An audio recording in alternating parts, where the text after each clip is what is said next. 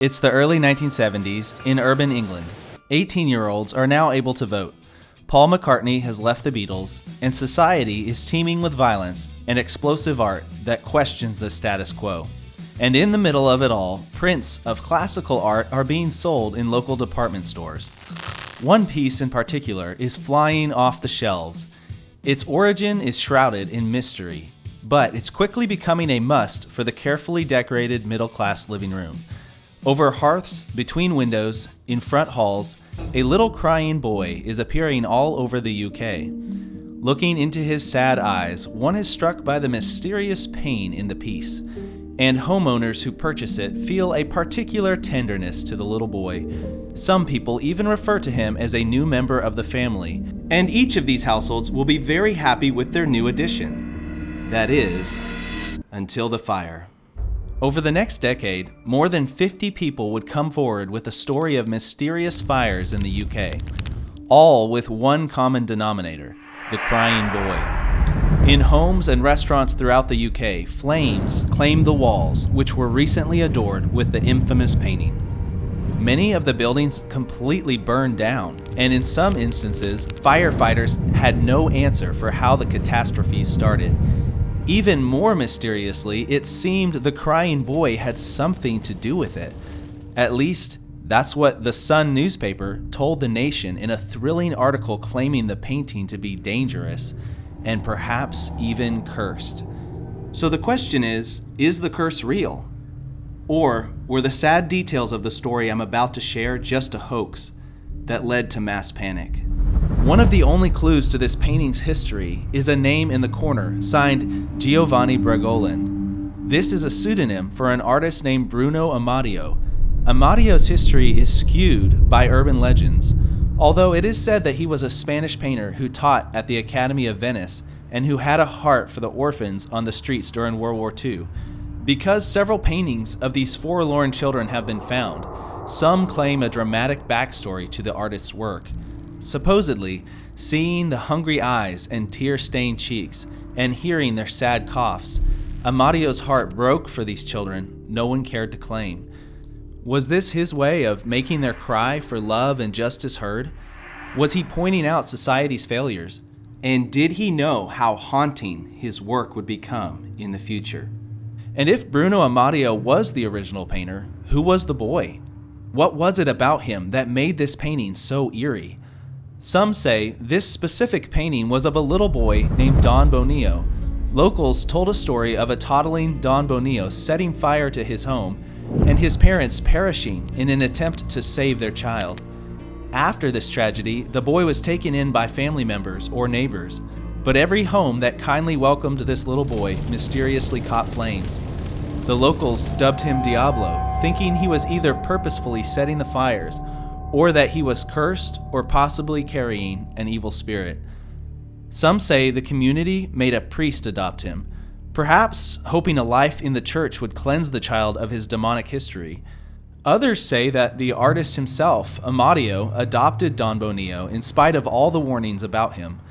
Some versions of the story say that Amadio's studio burned down and that he accused Don Bonillo of arson.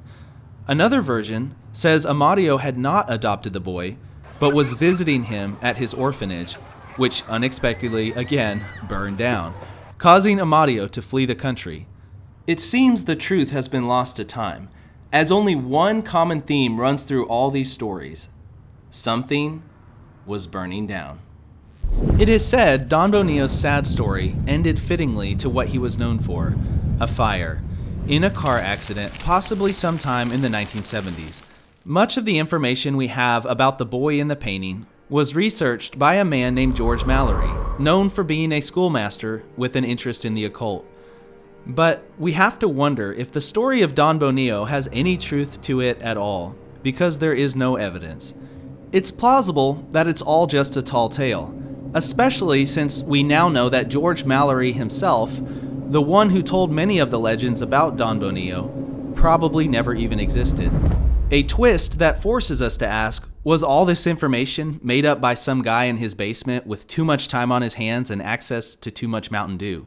Regardless of all the holes in the story, could it be possible that this Diablo from the legends was still the same crying boy which has haunted thrift store shelves and allegedly left homes in ashes. Many people today are asking, if there was such a boy, could the curse be a form of revenge for the neglect and abuse he experienced in life?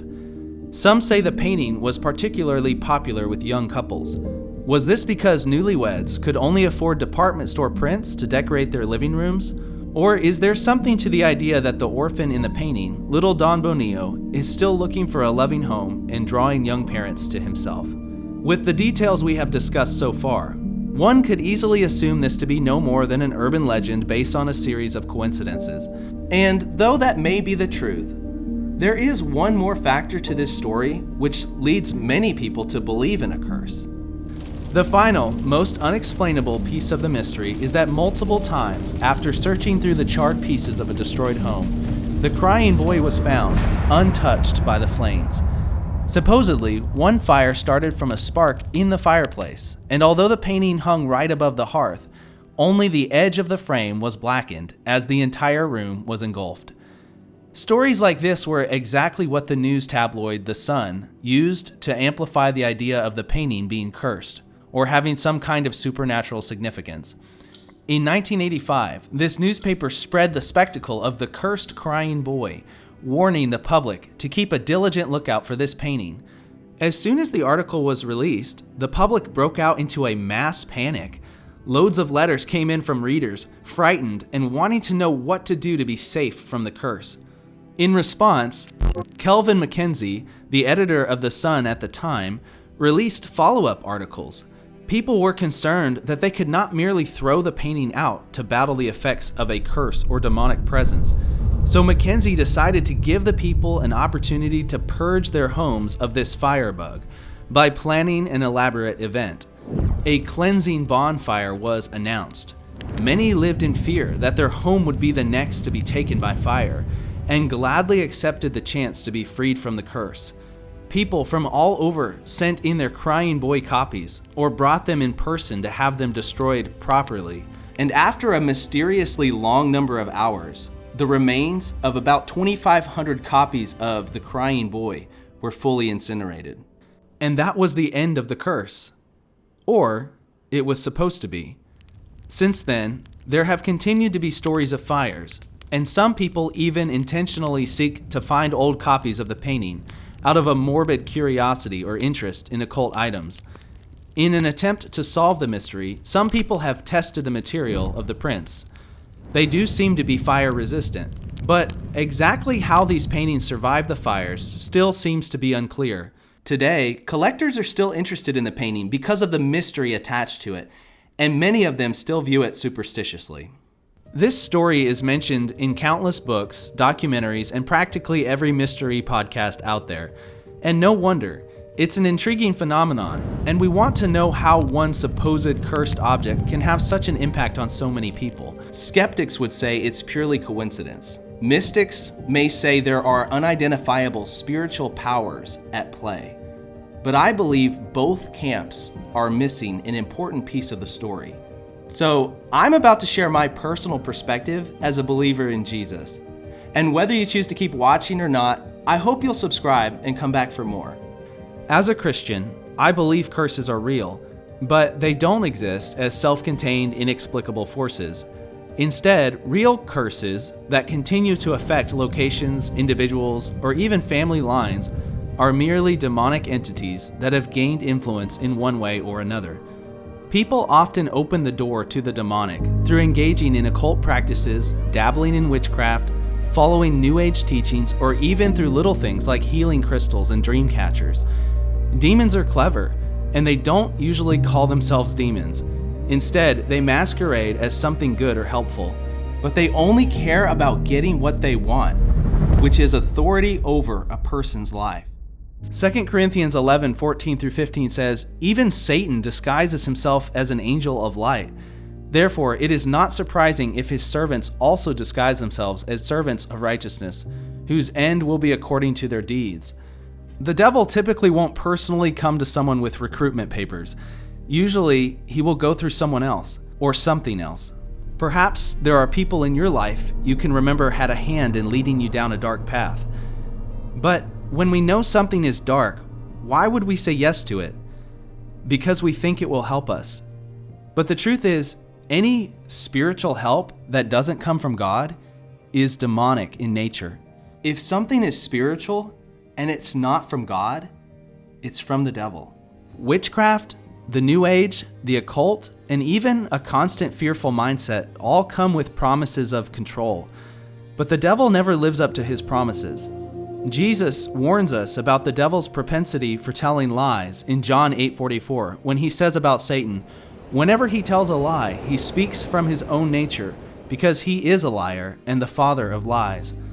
One of the main ways the devil lies to us is by telling us that a little compromise is okay.